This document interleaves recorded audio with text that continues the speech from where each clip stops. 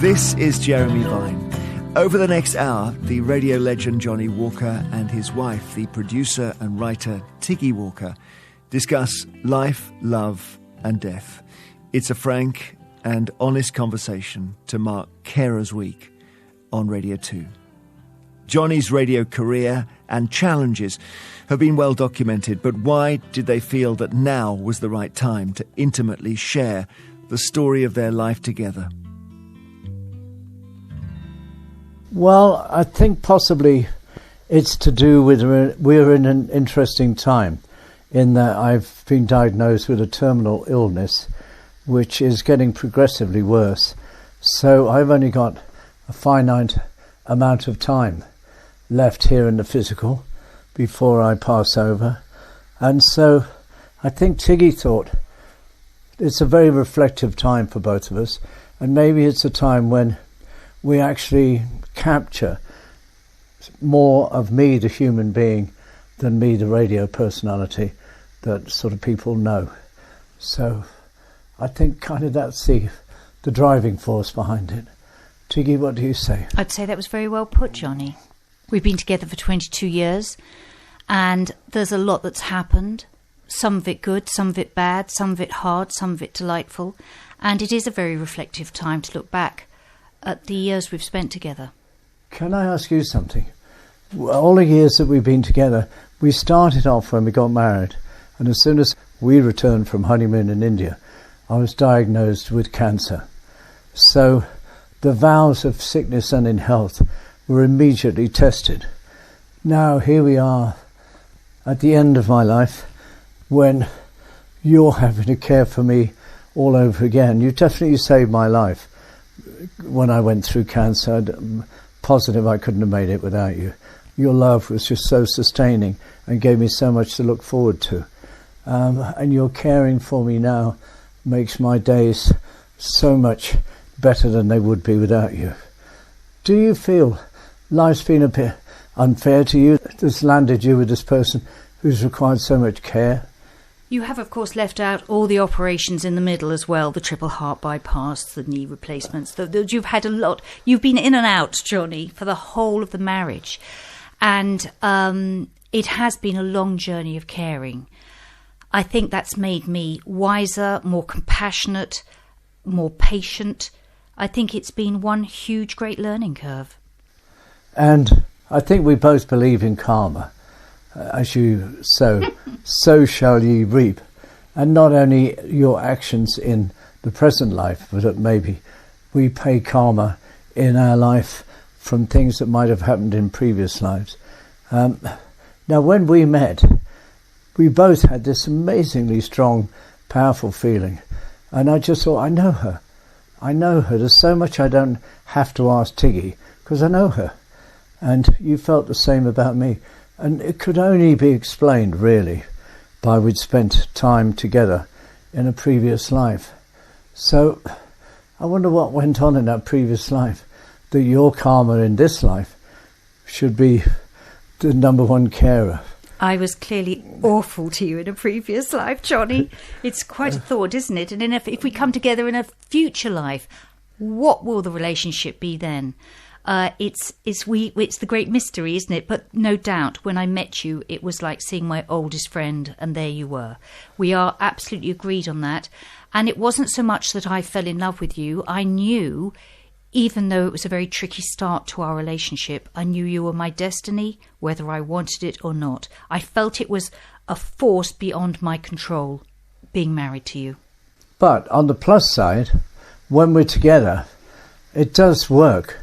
It sparks beautifully, don't you think? Oh, absolutely. Listen, we have had an amazing time together. We've had some fantastic experiences, and I will always be grateful to you for introducing me to my hero. The greatest moment of my life, I'm sorry to say, was meeting David Bowie. And you made that happen. And it was a great gift that you did, because you had to push for that to happen. Yeah. Well, we have had some great adventures and great experiences together. But are you finding it difficult going through this time? The caring? There's two big differences from 21 years ago when I was helping you through your cancer, which was awful.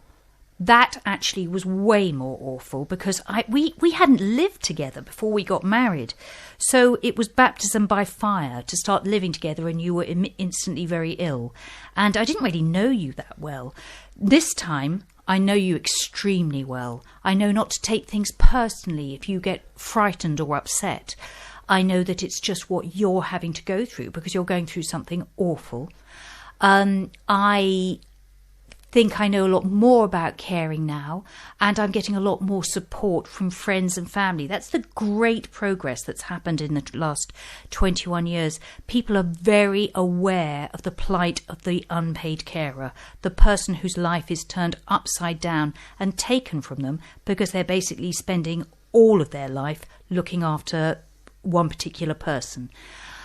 The one thing I do think is much, much harder now is I'm older, Johnny, and I'm so tired. I'm just very, very, very tired the whole time. And I sink into bed at night, absolutely shattered. And sometimes I find it hard to go on. Sometimes I find, honestly, when you had a Zoom consultation with the consultant from London recently, and he said, you should be prepared, Johnny, to go at any moment.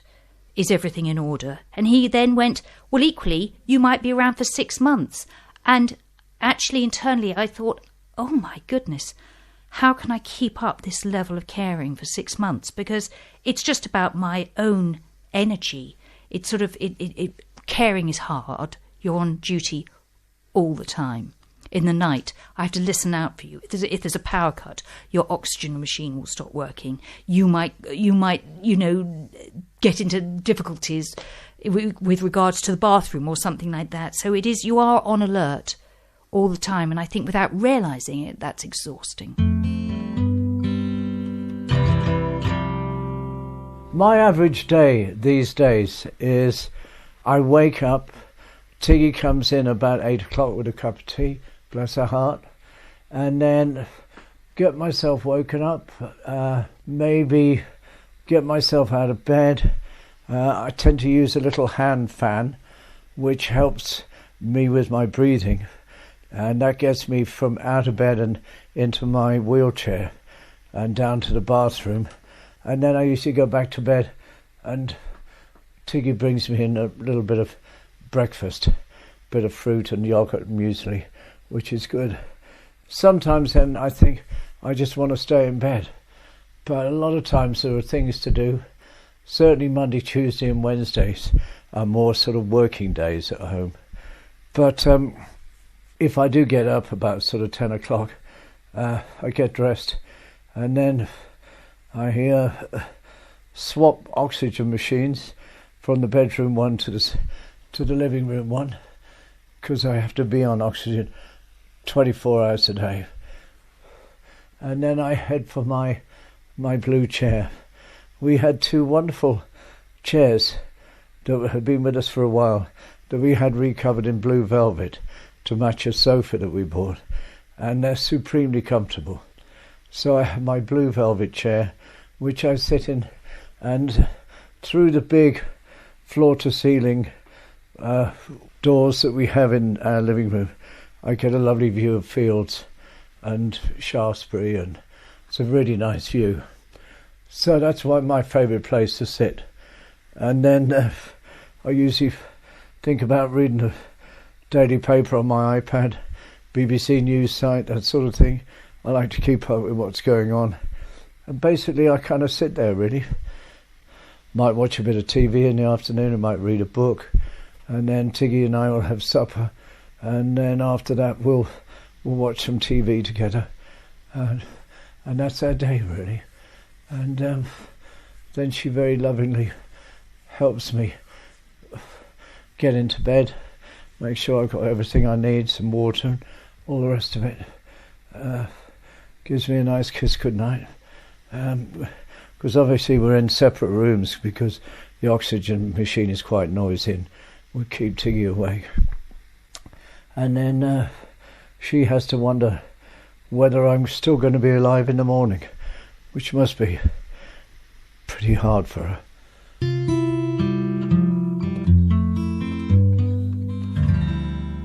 I delay going into Johnny as long as I can, because I know that once I go into him, I'm on call for the rest of the day until I put him to bed at about 9:30 or 10 at night. So rather selfishly, I rather enjoy those first few hours in the morning because I can wake up quite early. I might do some emails, I certainly do some yoga, and then start getting everything ready for Johnny, his pills, his breakfast. There are 3 courses to the breakfast. And help him get out clothes for the day, bring him whatever he needs, turn on oxygen machines where they're needed, and just run our lives. It's hard to say, really. It's just I'm sort of doing all day long. Before, Johnny, you would do the odd thing, and I now realise how much you did. I mean, you'd very often empty the dishwasher. You'd very often do the washing up at night after supper. You would look after the cars.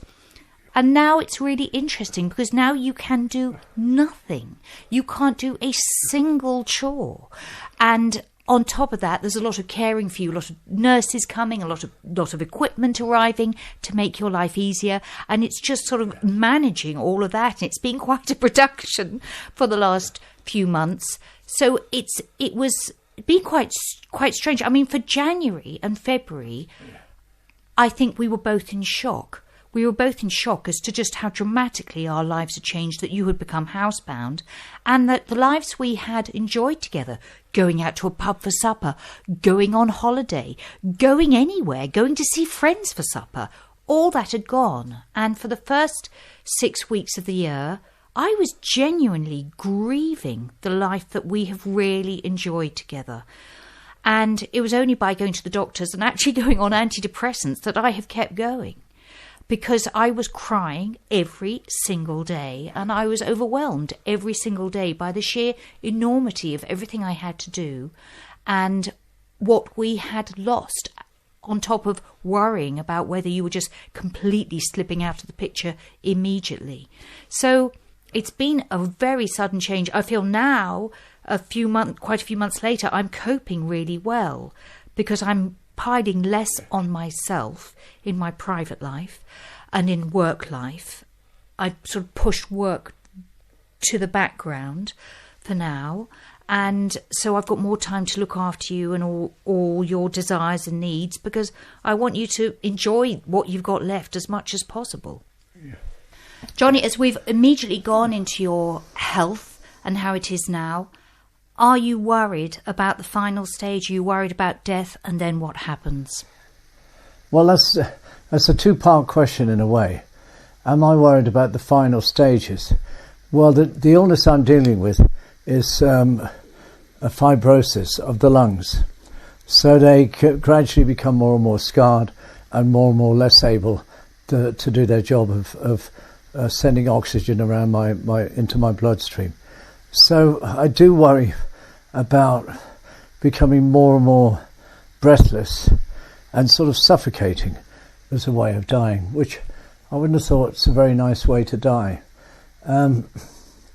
We are getting wonderful support from the NHS palliative care community, and I do know that in fact they sent round a pack that should we have an emergency here, doctors or nurses can come round and know they've got important injectable medicines and drugs here in the house. So I know they can probably help me be more comfortable.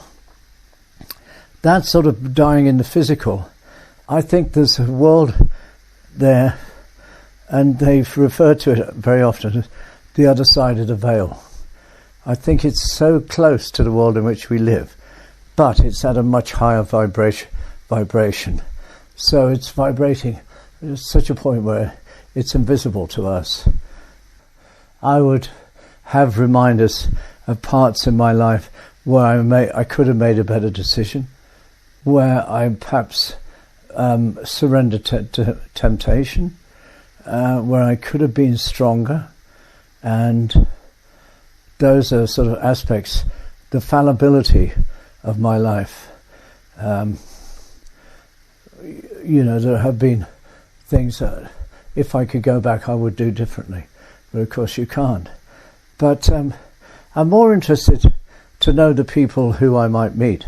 I have a brother, 2 sisters, my mother, my father, all in spirit. There's the most beautiful little dog that was in our lives for 14 years called Darcy, who I absolutely adored. And I think it was mutual. She seemed to adore me.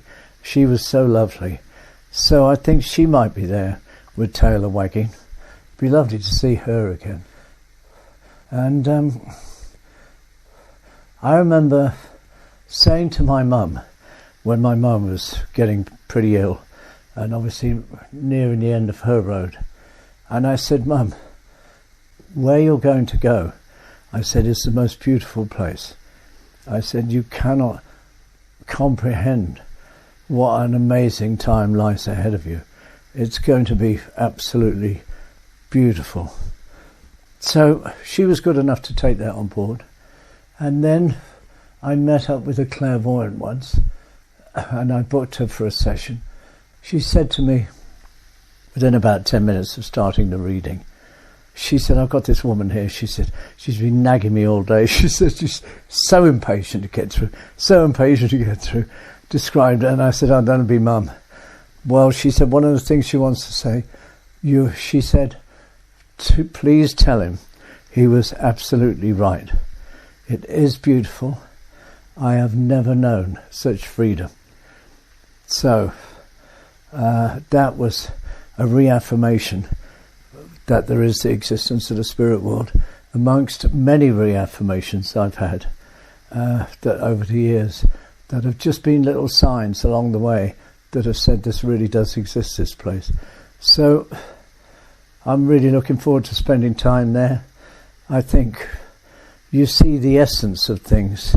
You don't just see the flower, you see the energy of the flower. Everything's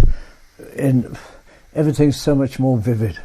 I think when life on earth ends, I believe in the life after death. I believe I'll be reunited with Johnnie and Darcy Dog.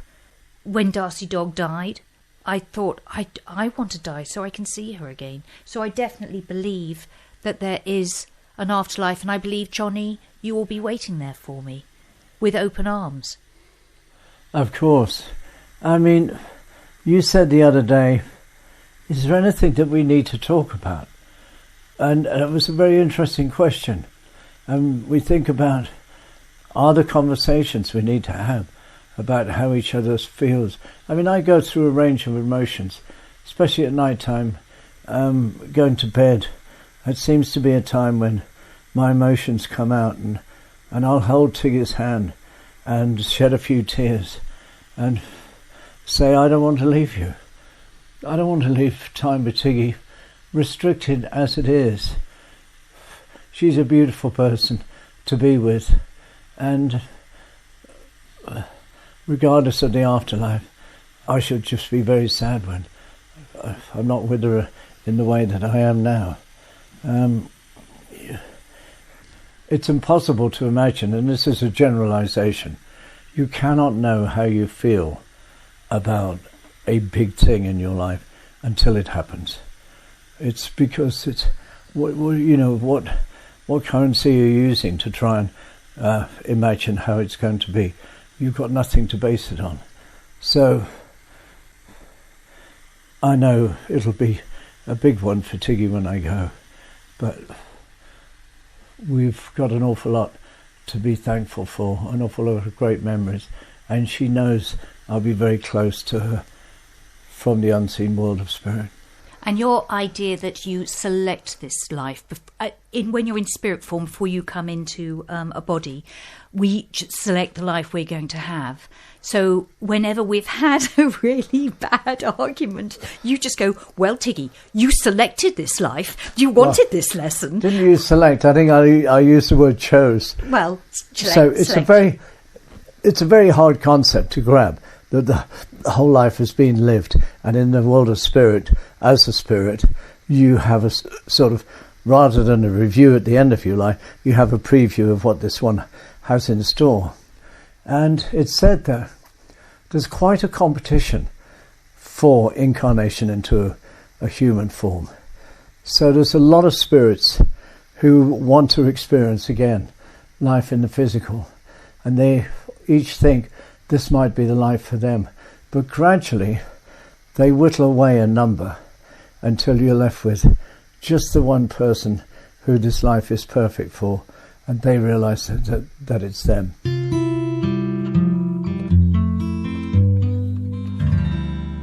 The extraordinary thing is, Johnny, when Gordon Haskell, who I was going out with, said, "I'm meeting Johnnie Walker for a drink tomorrow night," I went, "Johnnie Walker? Isn't he dead?"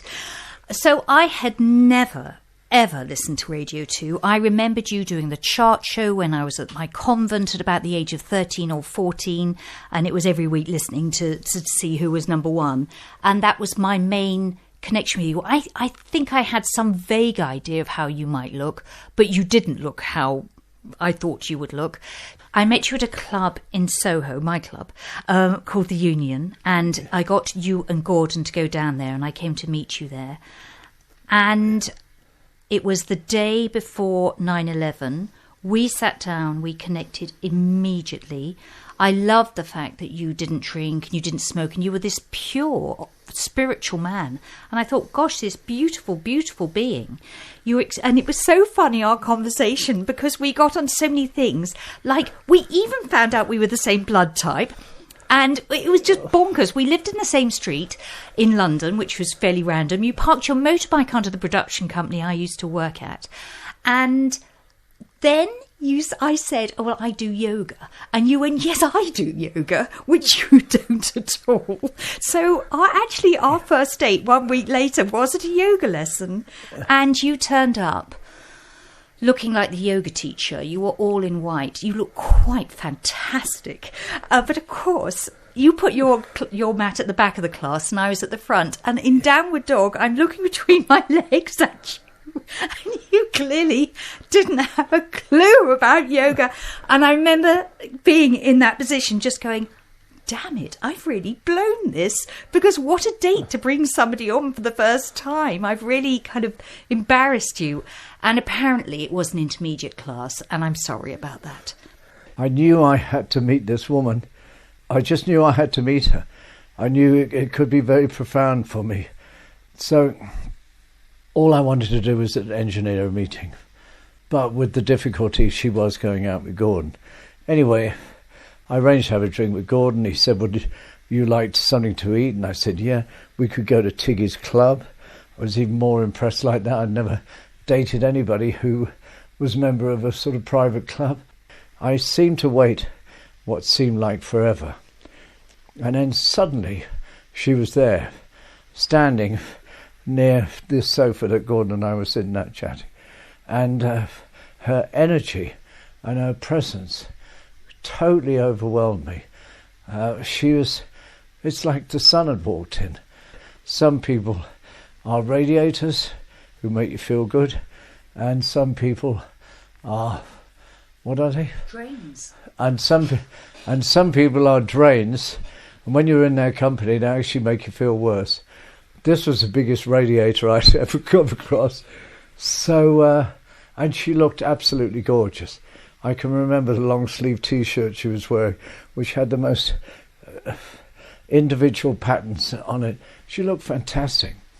And I looked at her and she looked at me, and it was like, at that moment I fell in love. It was that instant. And it was that feeling that here you are. Where have you been? I know you. You just stood up and you came to me with open arms and you kissed me, not on the lips, but on the cheek. And it was just like you. It was, there you are. And we just sat down at a corner to each other and we just talked and we agreed on so many things. It was a very beautiful, beautiful meeting and was definitely destined to happen. Yeah. But then I sent you an email to your show. I did just mention that as we were neighbours, if you wanted to get together for a drink one night for a neighbourly chat, here's my number. You called it as soon as you got the email. Actually, I sneakily already had her number. How dare he? And then there was a yoga story. And at the end of this rather weird yoga session of me hiding at the back, we went over to a vegetarian restaurant, and the yoga teacher joined us. Tiggy and I were getting on great. I had it all to myself. And then suddenly he turned up and just sat down. And I thought, what a bummer. But then at the end of our supper together, I took Tiggy home. And for some reason, parked outside her flat, I began playing her records, songs that really meant a lot to me. There was John Prine in there and things like that. And we had a real music session in the car. And that was a lovely moment. John Prine, Can I Go All the Way With You? Yeah. I thought, hello, what's he trying to say? Yeah. I mean, that's in a schoolboy rendition of Can I Go All the Way With You is very different to John Prine's song, which is he's hoping for longevity and he knows of all the pitfalls along the way in a relationship. But it's a beautiful song and one that I'd always loved. Love give. After you'd played me various love songs, including John Prine, starting with John Prine, I invited you in for coffee because you weren't drinking. So I invited you in and we sat at opposite ends of my sofa, talking, looking at each other, both longing to grab hold of each other. You said, do you think it would be out of order for me to give you a hug? And I went, no, I think a hug is allowed. We were being very careful. And then we had our hug and it was a very beautiful hug. And then when it was time for you to go, you did kiss me on the lips that time. And I left the ground. It was transcendental. It was the most exquisite, spiritual, holy kiss of my life. It was like it was a dream. It is. It was amazing. I mean, you think kissing is so sort of ordinary. It's just a kiss. But what it can do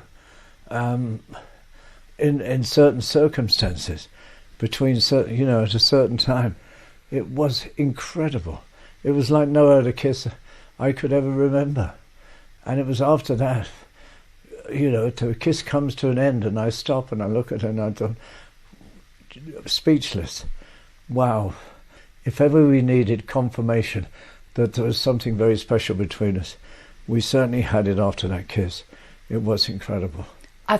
I phoned my mother the next day after that kiss. All we'd done was one kiss. And I phoned my mother and said, Mutti, I have met the man I'm going to spend the rest of my life with. Oh, hang on, darling. But I was right. I'm very instinctive. You know these things. What I worried about, I thought, well, as I met your family, and I thought your family were fantastic. Your parents are both still alive. There were 6 of you altogether, all very different. But your mother was quite the proper posh lady and quite a churchgoer. And you seemed to be quite a churchgoer. So I thought, I wonder what are you going to think of me not really subscribing to... I believe in Jesus and I believe in God, but I don't really believe in churches and organised religion. And I wonder whether my beliefs were going to be a problem for you.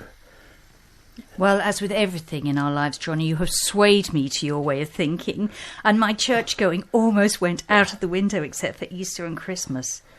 And do you know what, Johnny? I've often thought that when you have gone to the other side, I will probably start going to church more again, simply because I like to go to a yoga studio to do yoga, I like to go to a gym to exercise, and actually I quite enjoy going to a church building to pray and think spiritually. It doesn't mean to say I have to go to a church service, but it does mean I like going into churches.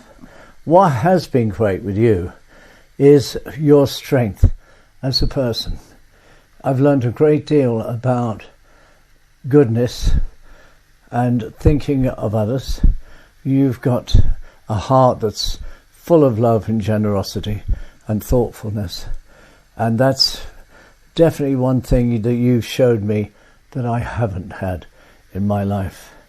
And I think perhaps it's the same with musical artists, actors, but certainly I think DJs, in order to succeed, you have to give it so much attention so much of your time that you unfortunately don't give enough time to other people, which you should do. So that's one thing that maybe my next life will be one to teach me about, thinking more about others. I think that's very perceptive of you, Johnny. But when I go into a radio studio with you, I love it, because that is the place where you are in your full power. I sit there in awe of you, and you're in complete command of the clock, the time, the messages, the music, everything. It's such a joy to watch somebody who's so masterful and so in command of their space doing a job. It's like watching a great opera singer or a great ballet dancer commanding a stage. I love watching you in the studio, and I just wanted to tell you that. Well, that's very nice to hear. Thank you very much. I don't know how we got onto that. Well, the other thing I loved is during COVID, when there was one time I was pre-recording my shows at home, and I felt very ill and very tired. Wasn't sure I had the wherewithal to complete pre-recording a full 2-hour show, and I asked you if you'd help me out. So I said I could print out some emails and things like that, and if you could just occasionally do a link. Well, you did, and you did it brilliantly. And when the show went out Sunday evening, I called the producer and I said, any reaction at all to Tiggy being on the radio? Were people all right about it? He said it's been fantastic. He said the Twitter, the social media, he said, just incredible. Emails, everybody loved hearing the two of you together. And I really loved doing those shows with you. And you could send me up and take the mick a bit. You had no nerves. You were complete natural, speaking into a microphone. And you have such a lovely voice and a clear voice and such good diction. Some people on the radio, you struggle to hear what they're saying, not with you. It was editorially correct for that time. Everyone was stuck at home with their partner, and we were just an on-air reflection of that, and that's why it worked. The other thing that happened in our lives is you had to give up to care for me in the beginning of our marriage. Your amazingly successful career as a commercials producer, and you were really at the top of your game as a producer. And then I come along and I'm a bit more famous than Tiggy Walker, the commercials producer. Did you find that a challenge? I was very successful in my 30s, and it was a lovely feeling. And you could say that you came along and my life turned upside down and I lost myself. I was the centre of my life. I suddenly became the supporting role in your life rather than the central role of my life. And yes, Johnny, it has been hard. It was hard in my 40s and my 50s because I gave up a great career. However, Johnny, I have learnt a lot from you, and throughout the entire time I've had this production as a back burner. I remember the first night I met you, I said, well, you see, the thing is, Johnny, I said, one day I'm going to stop making commercials and I'm going to make this film called Antonia. And I have, throughout our entire marriage, had Antonia back there. Now, she is really, and films are hard to get off the ground. So Antonia, she maybe will be in development for 22 years. But the thing is, she really is getting there now. We've got a stellar cast attached and the first tranche of money is in and we've got the locations and people love the script. And I find it fascinating because I've fretted through our marriage going, what if she suddenly takes off? What if I have to suddenly go away for 6 months? How the hell will Johnny survive? And I just think it's all worked out, Johnny. That's what I believe now. I think it's all worked out. And when you do decide to go the other side, I think Antonia's going to come and hold my hand and say, come on, girl, you're back in the centre again. Yeah. So that's my belief, Johnny, and I believe that the 22 years we've had together, where I've been through a lot of upset and pain and hard work and also amazing times with you, it's all been part of my learning curve, and that Antonia will be a better film because of it, because my experience of you and us together will be reflected in what I direct. Wow, that's a very generous and wonderful way of looking at it. And I'm quite happy to move into the next stage of my being, i.e. the world of spirit, to let Tiggy Walker come through and shine again. It's more than that, Johnny. You're going to be with me. I know that. Yeah.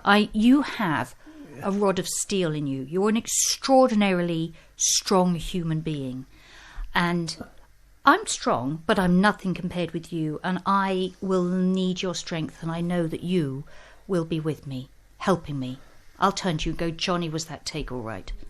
And you will somehow say, no, Tiggs, you need to do that again. I know you will. You'll be, along with my father, my celestial producer. Yeah. It'll be my very great honour.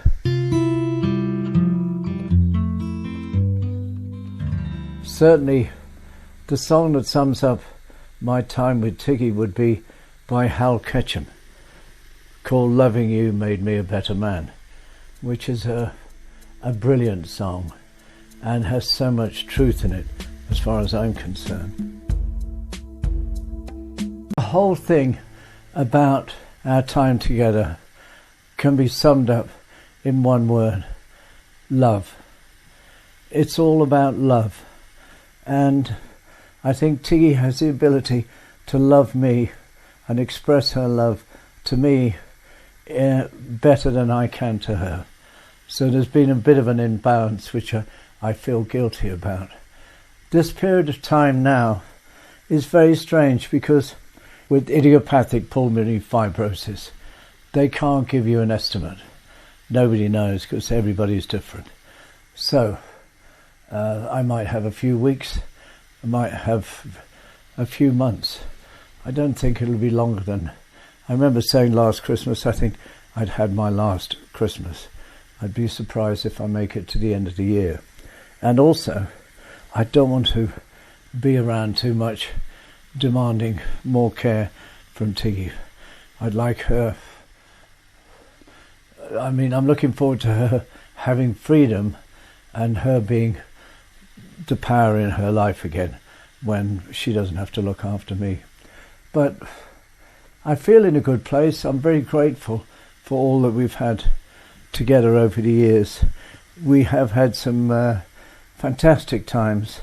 I'm enormously grateful to Tiggy for the introduction to the joys of travelling. I mean, she took me to Venice for the first time. So I've a great deal to be grateful for.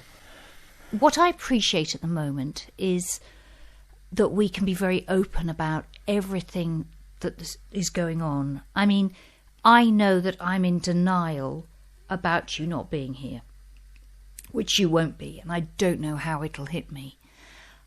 And I just don't want to think about that, because you're a very big personality to have in anybody's life, and especially my life. Together we're two big personalities. So it's going to be unbelievably quiet and undemanding when you're not there, and of course I'm going to be lonely. I find I'm being very practical with you at the moment, and you're allowing me to be that practical person. You're being strong. I mean, today I phoned the church in Shaftesbury to find out whether you'd be able to have your funeral there. How many seats does it have? Would the vicar like to come and see us?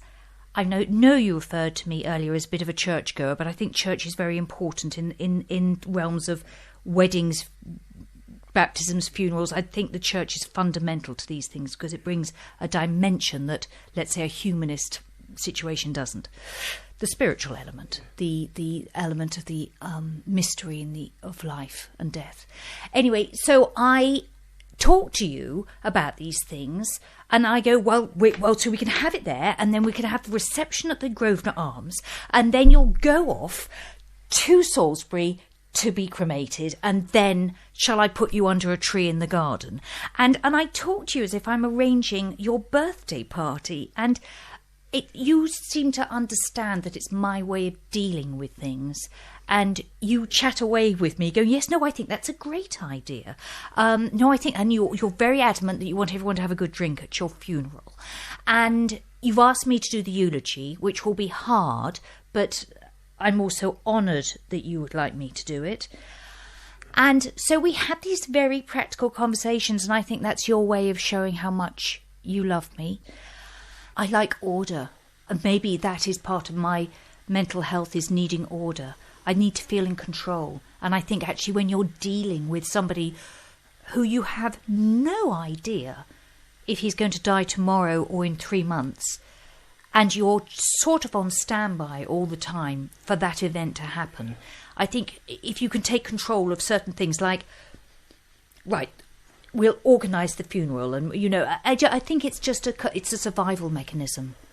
And it will make it easier afterwards. If I've organised a lot of things, then I'll have more time to cry. If I hadn't met you, Johnny, my life would be so different. I would still be a career girl. I'd just be a more successful career girl. I'd have carried on living in London most of the time, Dorset at the weekends. And I'd have enjoyed a successful existence, probably with everything I kind of needed to keep me happy. But it would have been lacking. I think the experience I've been through with you has been a privilege, just because I found my soulmate. It doesn't matter who you are or what you do. I found my soulmate, and to share this couple of decades with you has been a privilege. And I consider myself very lucky, even though it hasn't always been easy. For me, without Tiggy in my life, my word, I would have lost so much. I wouldn't have learnt about love in that way. I'd have probably fallen off the straight and narrow more often than I should.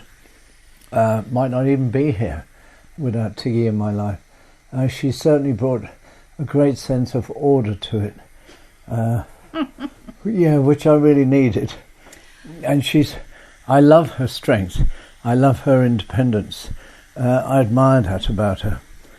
And she's a great challenge, you know, to have a relationship with, because she is so strong and independent. But all my friends, all my male friends, to a man, say, Johnny, you are so lucky.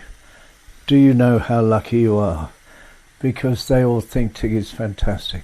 It's her sense of humour that's so amazing. I talked about the fact she's like the sun coming into a room. So she emanates this wonderful energy, but there's always laughter. And I thought when I first met her, she's never more than 30 seconds away from laughter. And when I'm old and there's no physical relationship anymore, she can make me laugh. And that's not a bad thing. And I'm sure in the time that we have left, we'll have lots of laughs. It's funny, isn't it? We blend, don't we? Yeah. In marriage, you blend slowly together. And when we first married and you were very ill, we were such different people with such different ways of living our lives. Yeah. It was quite a difficult, combative time. But if whoever is in charge decides to think, okay, we've got Johnnie Walker here and we've got Tiggy Caldicott here. Let's put them together, because I think, and let's give them a lot of challenges and let's see how they deal with them. The fact that you saw me through cancer and all its complications, and then I saw you through breast cancer, and then other things that have happened. What a testing time we've both been given by whoever.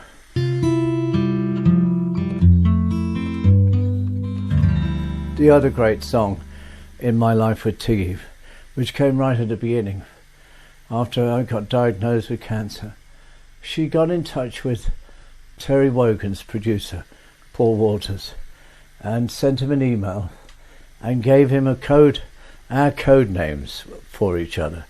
I mean, she'll call me Johnny occasionally. I usually call Tiggy Tiggs, but we have code names we use. And the next day on Terry Wogan's show, he used our code names and said, this is going out to so-and-so with lots of love from so-and-so. And it was Cyndi Lauper's Time After Time. Which I had recorded.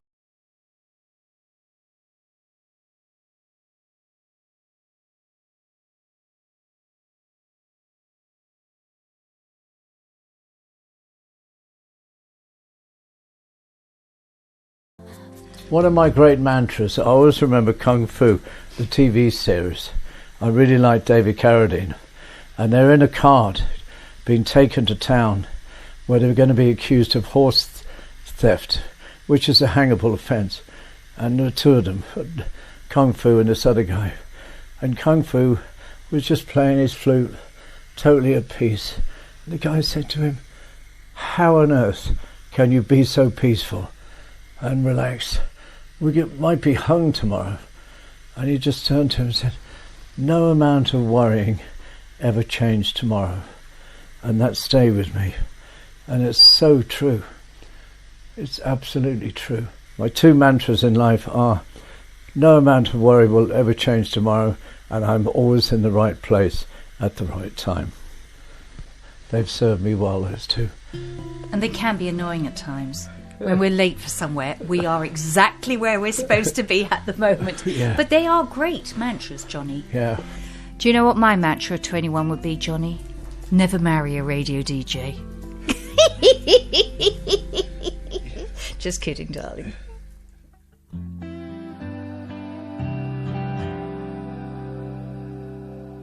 Now, we talk a lot on this programme about care and the quality of the care that you can buy. We've won media awards for that. But of course, most of the care that is given free. Every day in the UK, 6,000 people become carers for people they love. It's usually husbands and wives for each other, children looking after parents. Not everyone's cut out for it, and it changes things. A book's been published by a couple who've been through it twice over. They have both had cancer.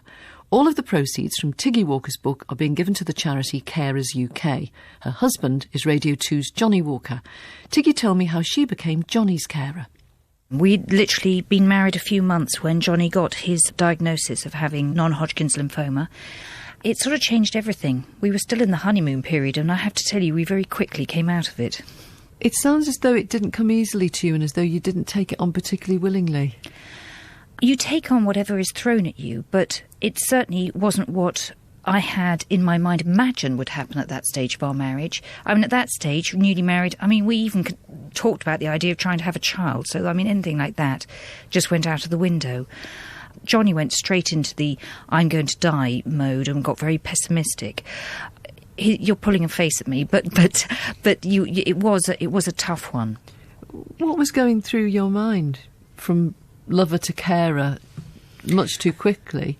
Well, I think the first thing you think about is, how do you get through this? I was more shocked than Johnny was. I think inside him he had some sense that maybe he wasn't very well. What was he like to look after?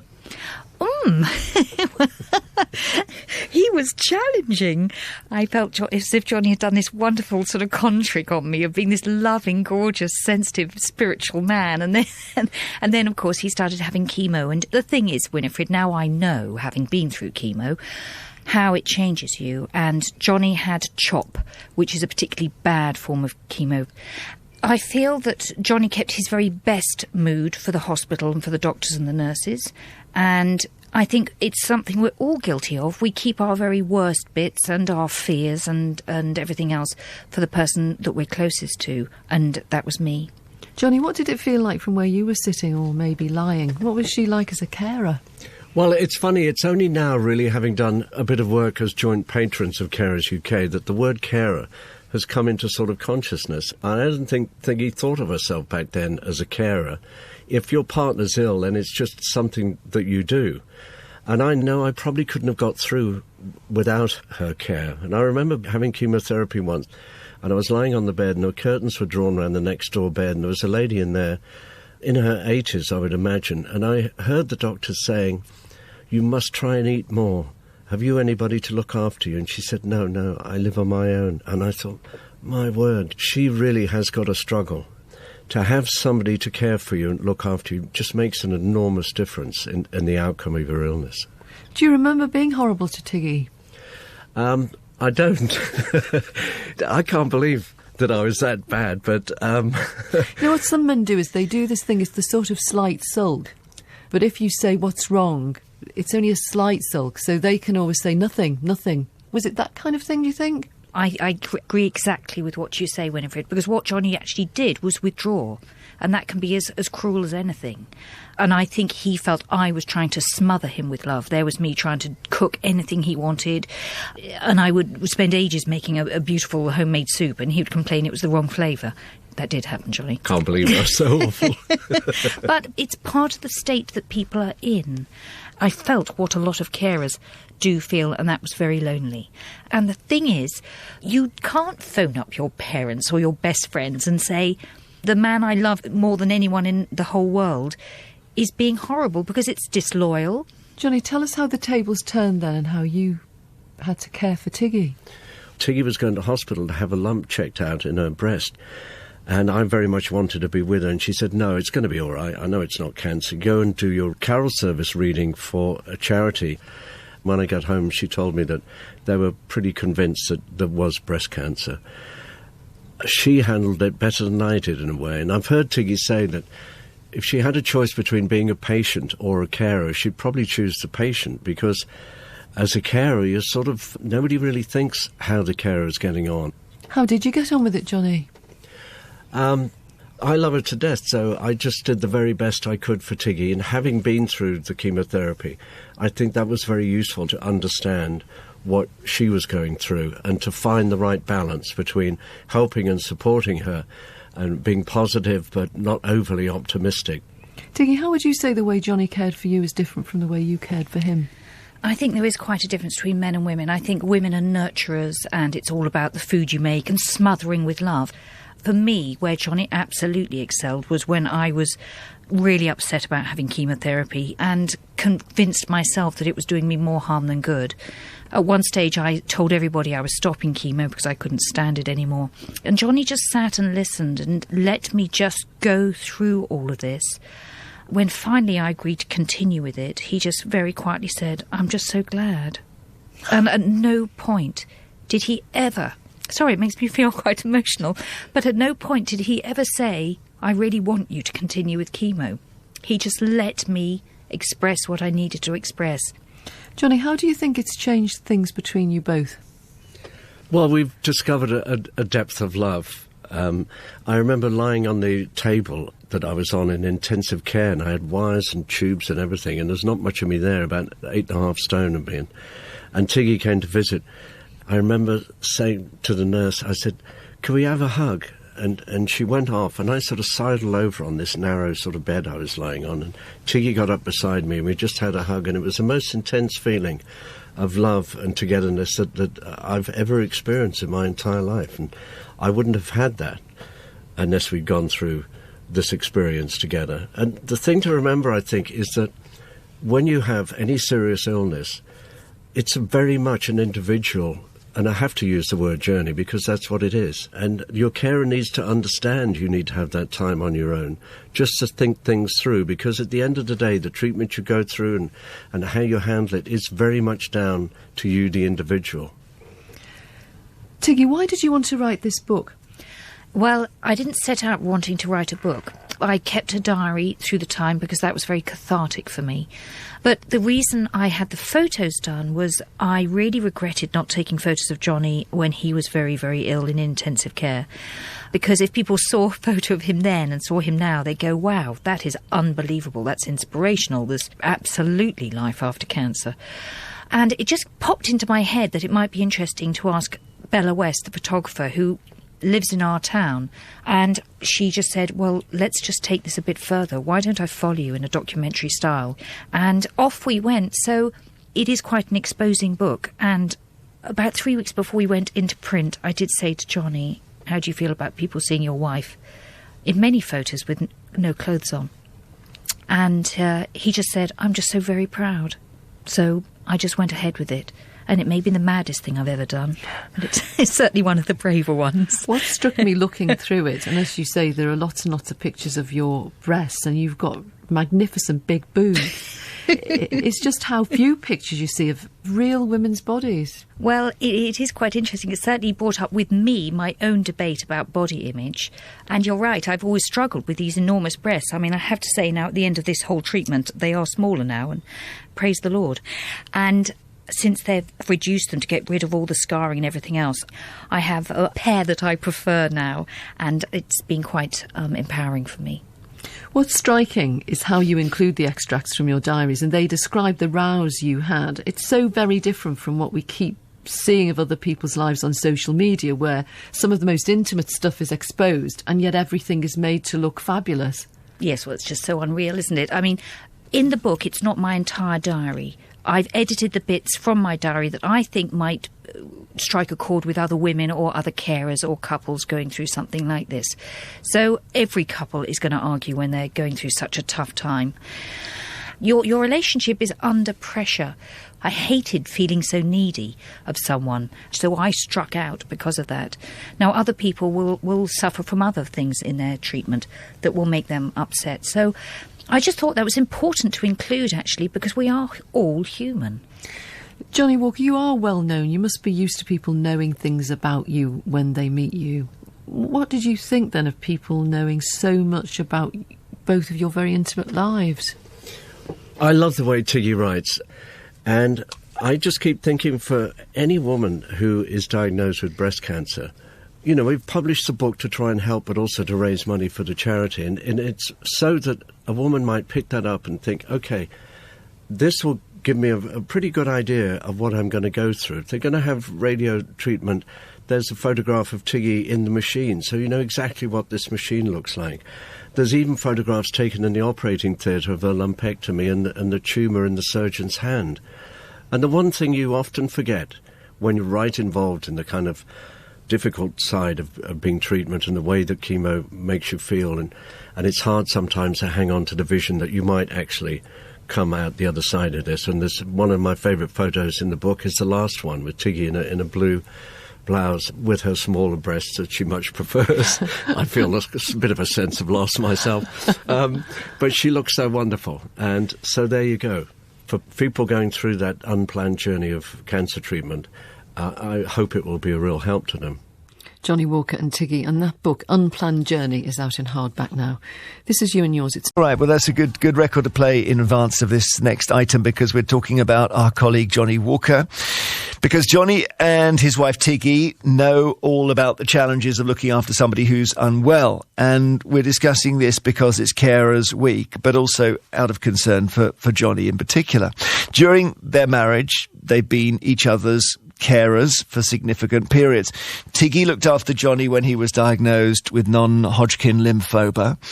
10 years later, Johnnie then cared for Tiggy when she got breast cancer. And they've shared their struggles on this programme before, just to help raise awareness of how many people in Britain care for a loved one. It's estimated that unpaid carers save the UK around £162 billion every year, which is nearly the equivalent of the entire NHS budget. And just because you've cared for a loved one doesn't mean you won't need to do it again. That is the situation that Tiggy is in right now. So we'll talk about that shortly. I mentioned it's Carers Week. You may well be thinking about yourself, your own life, being a carer for someone you love, or maybe you're being cared for. Do get in touch, vine@bbc.co.uk, and include your phone number with the email if you don't mind. So Tiggy is with us in the studio. Hello. Hello, Jeremy. Lovely to be here. And always great to see you. Johnnie not here in person, and we'll go in a moment into the reasons for that. But when the first time I knew you both, about 20 years ago, he'd recently been diagnosed and had fallen ill, I think, on your honeymoon. Is that right? Yeah, that's right. Quite a rude awakening to marriage. And it soon became clear that he had cancer.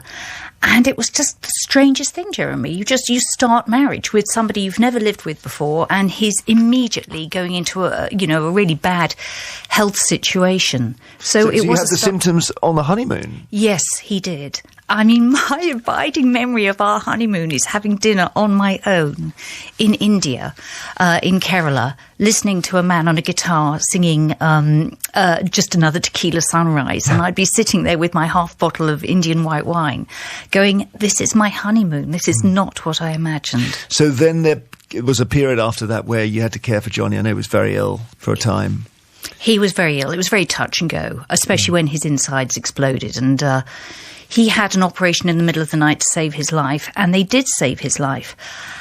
And it was, I mean, poor Johnny went through everything, and he literally had to learn to walk again after his life-saving operation. But you know what Johnny's like. Johnny, well, all you guys are, you're strong people. And Johnny is strong, and where others possibly wouldn't have survived, he did.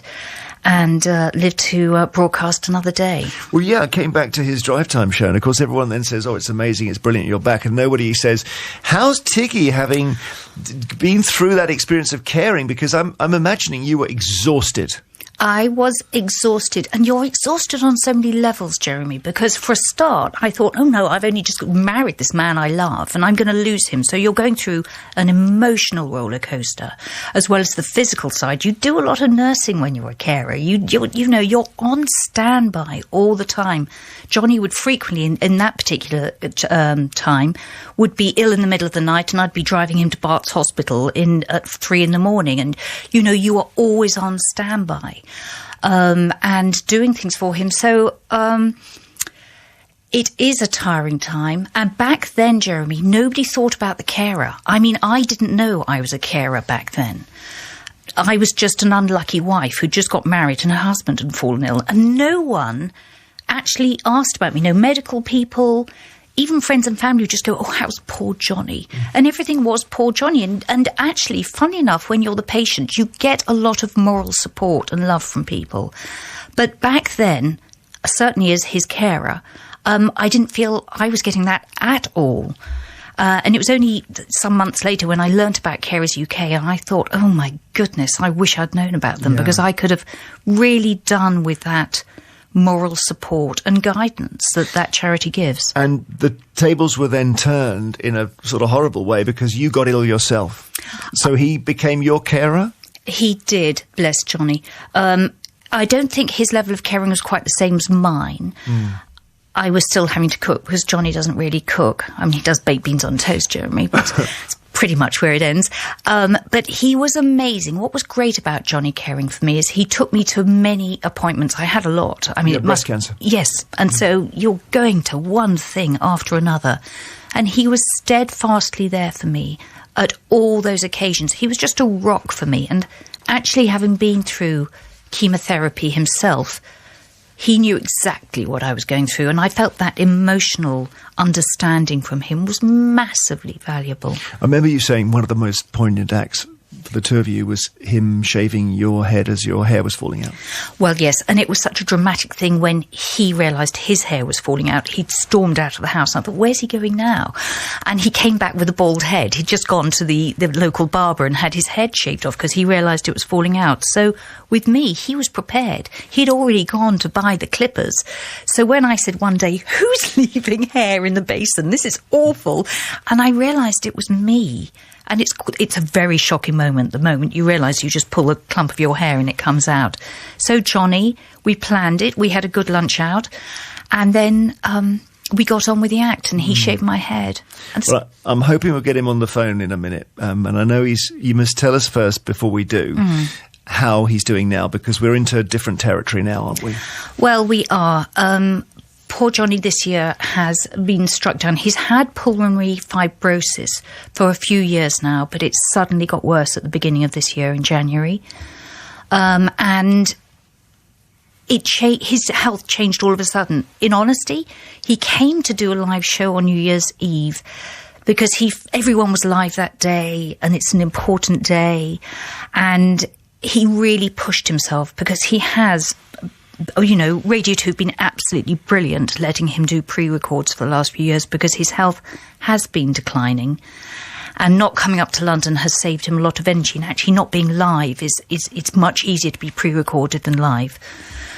So he did a live show. He put his all into it, and he was absolutely gone at the end of the show. Really? And I knew as I drove us out of London that he would never come to London again. I'm quite intuitive, and I expected him to be tired the next day, but the next day he actually was shaking and couldn't eat, and it was very strange, and he just went into a completely new phase of his illness. And what we hadn't known as a couple was by pushing him to do a live show that would actually push him over the edge of his sort of energy levels. Well, on that note, I know he's on the line, but Johnny, I don't want to take too much of that precious energy of yours. How are you doing? I'm all right. Thank you, Jeremy. Lovely to talk to you. It's so great to hear your voice. It's so great. Lovely to hear Tiggy on the radio. Yeah. She really is the most magnificent woman. And it's, I feel like I'm under house arrest. I'm not sure what I've done wrong, but I'm not allowed out. So it's all a bit strange. Oh, well, listen, I'm going to let Tiggy take up the slack here. We can hear the oxygen, Tiggy, can we? So Johnny's on oxygen permanently now. Yes, he is. Since the beginning of January, Johnny's been on oxygen 24/7. Unfortunately, darling, you're now in a wheelchair, aren't you? Because you just don't have enough puff to do anything. It's a fantastic wheelchair. Sorry to interrupt you, Tiggs. I would like to thank the NHS. There's a whole strata of NHS that kicks in when you're at home but you need help. So they've given me a bath lift to help me have a bath. They've given me an electric wheelchair, and I'm going up and down the corridor remodelling the sides of the walls, which Tiggy isn't too happy about, actually. So I must learn to be a bit more accurate. I feel like as soon as I hear you on the radio, Johnny, I want to hear great music, because that's what always happens when you're on the radio. So look, we can give you a choice here, my friend. Let's see what we've got. Some tracks that I know you love. We've got Cyndi Lauper, Time After Time. We've got The Doors, Light My Fire. And we've got If I Should Fall Behind, which is a live recording by Bruce Springsteen. So you choose, and you can get your breath while we play it. They're all very significant songs to me and Tiggy, but I think, if I had a choice at this moment, I'd go for the Bruce Springsteen one, please. All right. So look, let's play Bruce for Johnny, and Tiggy and Johnny and I will chat a bit more after this.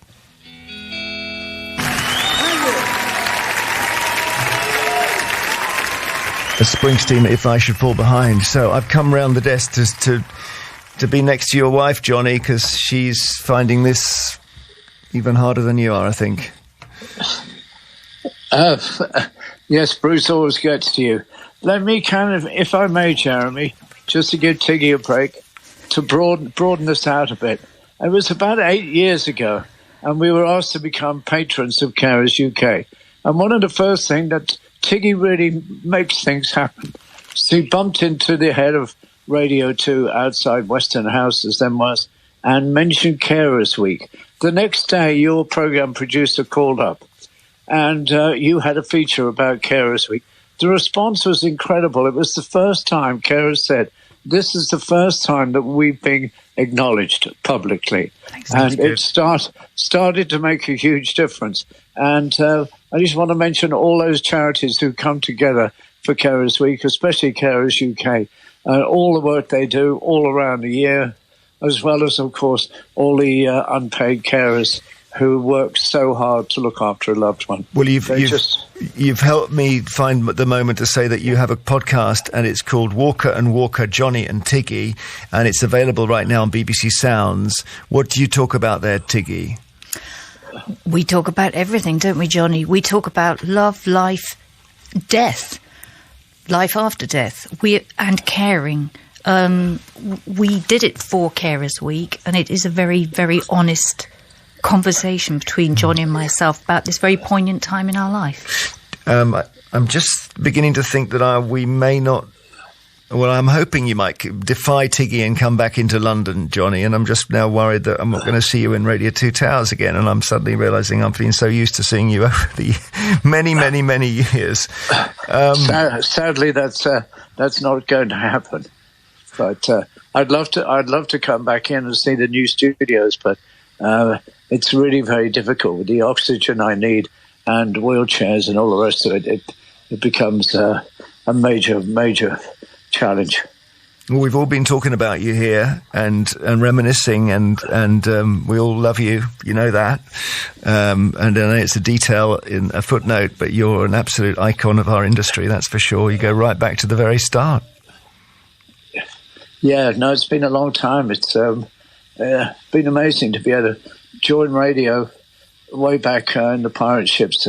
66 was when I joined, and what a difference we made to the sound of radio over the years. You're still on the radio now, though. I mean, Tiggy is smiling here, but he's recording his show every week, so far as I can tell, Tiggy, right? Right. Rock show and Sounds of the 70s. And it sounds good to me, Johnny. Tiggy described me doing the rock show the other day. What was it you said, Tiggs? What, the time you were doing it in your pyjamas, in your wheelchair? with a nose cannula. With a nose cannula. It's not very rock and roll, darling. Not well. So I've got some great producers. So basically, when I run out of breath, I sort of pause for a bit, and then they manage to stitch the gaps together, and they do a great job. So they enable me to still continue doing my show, and I hope to do so for a little while yet. Well, good. And I know that your own show is not the place to do this, but we've got a lot of listeners who love you dearly. And if there's anything you want to say to them now, you be my guest. Well, just really thanks for all the support over all these years. And I love doing the 70s show on a Sunday afternoon. It feels just like a giant sort of club of friends are getting together every weekend, and it's a pleasure to do, and thanks for being part of it. Christina has texted and says it's so sad to hear Johnny's life is such a struggle. I met him at Glastonbury 30 years ago at a point where my career was falling apart. He was kindness itself, a light when everything seemed so dark. That's beautiful. Margaret is in Speldhurst in Kent, and she says, I'm in bits listening to Johnny and Tiggy. I'm sending lots of love to them both. Helena in North Yorkshire says, I empathise so much with Tiggy. In the 4 years since my husband was diagnosed with cancer, not one person has asked how I'm doing. With the exception of our son and daughter, the support is limited. And that, in a way, this is as much about you, Tiggy, isn't it? It's just that the load is on you, and here we are naturally focusing on our sick friend.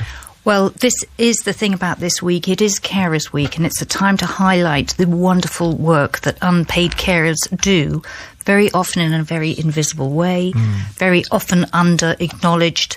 And one of the key things is actually identifying as a carer. Once you said, and I didn't the first time round with Johnny, but I now know I am a carer. And if you get that label, you can then go to someone like Carers UK and get emotional and practical support. And I think it's really important to know you're not the only one out there. Johnny, we were messaging the other day, and I said, is there anything I could do for you? And you said, I'd like some tickets to the space station. And I've been... That would be nice, Jeremy. Yeah. I know you have such power. I'm sure you can make it happen. Well, I had a plan, right, which is I've just been talking to Tiggy about it, to get you one of those headsets, those 3D headsets, and you would be able to walk on the moon with that. But to be frank, it requires a Facebook login and this and that, and you're not really a social media guy. And I think it would just be so annoying to you. It would be so annoying to find it didn't work properly or something. Well, thank you for the thought. That's very gracious. I think I should get it anyway. Anything else from you, my friend? We're going to let you. I know it's a lot. It's a lot, isn't it? And I can see that you're tiring even as we speak to you now. So if there's anything else you want to say, go right ahead. Well, just for Carers Week, so many different events going on. I wish good luck to everybody involved with things. They're doing picnics, they're doing sponsored walks, they're doing runs, they're doing little mini music festivals. The whole idea is to make the community aware of carers. And that's really putting carers on the map. Let's make them more visible. Let's all understand the work that they do and realise that they can do with their hand every now and then, even if it's just a nip round and say, would you like me to go to the shops? Would you like me to just look after your patient for an hour or two while you just go out and have a little walk or something? There's a lot we can do to help carers. Well, I'll give you a chance to speak about yourself and you talk about other people. That's classic Johnnie Walker, isn't it? Thank you so much. You're such a lovely man. Thank you, Johnny. Thank you, Tiggy Walker. We'll play The Doors now.